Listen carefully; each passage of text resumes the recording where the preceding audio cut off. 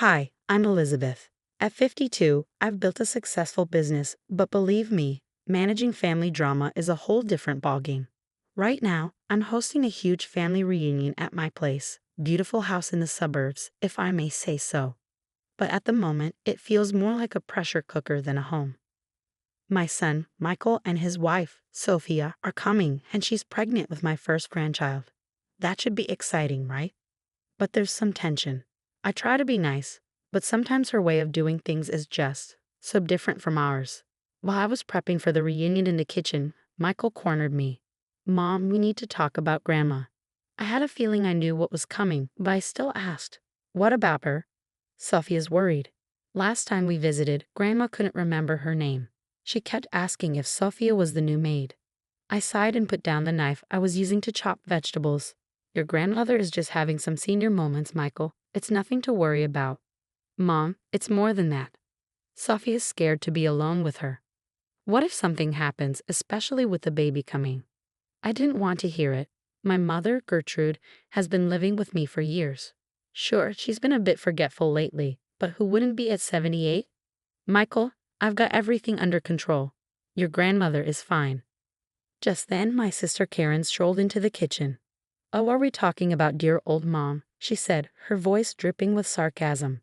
I was just telling Aunt Mildred how she tried to pay for her coffee with a button last week. Hilarious, isn't it? I glared at her. Karen has always been a thorn in my side, constantly trying to one-up me. That never happened, Karen. Stop exaggerating. She smirked. Elizabeth, always in denial. Oh, by the way, I heard Sophie's been feeling sick. Morning sickness, or maybe she just can't stomach this family. She chuckled as she sauntered off. Michael looked at me, concern etched on his face. Mom, maybe we should consider getting Grandma some help. We don't need any help, I insisted. This reunion is going to be perfect. You'll see.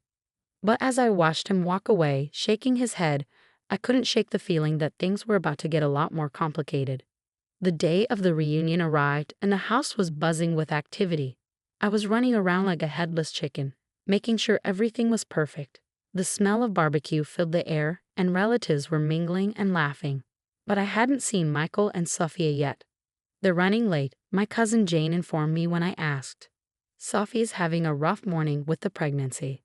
I nodded, trying not to let my irritation show. Of all days to be late. Suddenly, a piercing scream cut through the chatter. My heart leaped into my throat as I raced toward the sound, pushing past confused relatives. I burst into the kitchen to find chaos.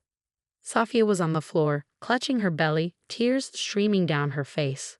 My mother, Gertrude, stood over her, cane raised, her eyes wild with confusion. Mother, what have you done? I cried, rushing to Sophia's side. Who is this intruder? I caught her sneaking in, Gertrude declared, her voice shaking. Michael appeared, pushing past me to reach Sophia. Oh my God, are you okay? He asked, his face pale with panic. She hit me? Sophia sobbed. I just came in for a moment of peace. I didn't mean to startle anyone. The room quickly filled with concerned family members, and of course, Karen was the first to chime in. Well, Elizabeth, looks like your perfect little family isn't so perfect after all. I've been saying for months that Mom needs to be in a home, but you wouldn't listen, would you? Shut up, Karen, I snapped, but the damage was already done. Murmurs of agreement rippled through the crowd. She's right, Liz, Uncle Bob chimed in. Gertrude could have seriously hurt Sophia and the baby. It's not safe. It's not Mother's fault, I argued weakly. Sophia shouldn't have come in unannounced. Are you kidding me? Michael exploded. You're blaming Sophia for this? Your mother attacked my pregnant wife. The room erupted into a cacophony of arguments, with half the family defending Gertrude and the other half standing up for Sophia. I stood in the middle, feeling torn and overwhelmed. We need to get Sophia to the hospital, Michael declared, helping his wife to her feet. This reunion is over. As they left, supported by concerned relatives, Karen sidled up to me with her usual smugness. Well, sis, looks like your big day is ruined. Maybe next time you'll listen to me about Mother. I watched helplessly as they disappeared through the door. The days following the reunion were a blur of phone calls and damage control. I tried reaching out to Michael and Sophia, but my calls went straight to voicemail. The silence was deafening, and the guilt gnawed at me. Michael, please call me back. I'm worried about Sophia and the baby. I'm so sorry about what happened. I pleaded into the phone for the umpteenth time. As if dealing with my son's silence wasn't enough, I began noticing whispers and sideways glances from neighbors and acquaintances. I finally confronted Karen at her house one afternoon. "What the hell do you think you're doing, spreading our family business around town?" I demanded. Karen feigned innocence. "I'm just concerned about Mother, Liz. Someone has to look out for her, especially since you're clearly not up to the task." Her words stung, but I wasn't about to let her see how much. "Stay out of it, Karen. This is my family, my responsibility." As I turned to leave, something caught my eye. A stack of papers on Karen's desk. One of them was a bank statement for an account I didn't recognize, but the name on top was clear: Gertrude Williams. My blood ran cold. What was Karen doing with Mom's bank statements? Over the next few days, I did some digging. What I uncovered made me sick to my stomach. Karen had been systematically draining Mom's accounts, taking small amounts at a time for months. And that wasn't all. I found a copy of a new will, dated just 2 weeks ago, leaving everything to Karen. "Mom, did you change your will recently?" I asked Gertrude over dinner, trying to keep my voice casual. She looked confused. "Will? What will, dear?"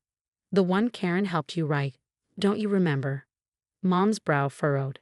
"Karen said it was just some papers for the bank. She said you were too busy to help, so she'd take care of it for me." My heart sank. Karen had manipulated our confused mother for her own gain. The betrayal cut deep. Just when I thought things couldn't get worse, Michael finally called. But it wasn't the conversation I'd hoped for. "Mom, Safita's in the hospital. The stress from the incident caused complications. She's on mandatory bed rest for the remainder of the pregnancy." I felt the blood drain from my face. "Oh God, Michael, I'm so sorry. Is there anything I can do?" His voice was cold. "You've done enough, Mom. If you had listened to us about Grandma's condition, none of this would have happened. I don't think it's a good idea for you to be around Sophia or the baby right now." The call ended, leaving me more alone than ever. I sat in my kitchen, surrounded by the remnants of the failed reunion, and let the tears flow. As I cried, memories began flooding back, times Karen had accidentally mixed up important business documents, potential clients who suddenly backed out after receiving anonymous tips about my company's reliability, family members who'd grown distant after private conversations with her. It all made sense now. Karen hadn't just betrayed me this time. She'd been undermining me for years, poisoning my relationships and sabotaging my success. The realization hit me like a ton of bricks. I'd been blind to the toxic dynamics in my own family for so long. I'd always made excuses for Karen's behavior, always tried to keep the peace. But at what cost? As the sun set outside my window, I made a decision. It was time to confront the ugly truth and make things right. No more excuses. No more turning a blind eye. I picked up my phone and dialed a number. "Hello, is this Anderson and Associates law firm? I need to speak with someone about elder abuse and financial fraud. It's about my sister and my mother." The weight of what I was about to do settled on my shoulders. It wouldn't be easy, but it was necessary. The next few weeks were a whirlwind of activity. I hired Jack, a private investigator, to dig deeper into Karen's financial dealings with Mom.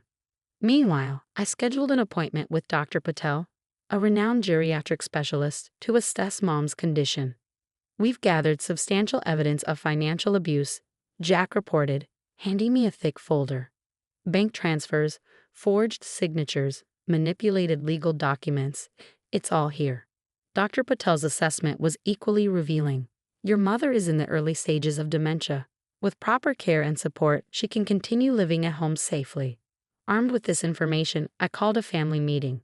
As everyone gathered in my living room, the tension was palpable. "I've called you all here because I have something important to share." I began, my voice trembling slightly, as I laid out the evidence of Karen's deceit and manipulation. Shock and anger rippled through the room as the truth sank in. Cornered, Karen lashed out. "You've always had everything, Elizabeth. The successful business, the perfect family. I deserved something for once. By stealing from our sick mother." Michael snapped, disgust evident in his voice.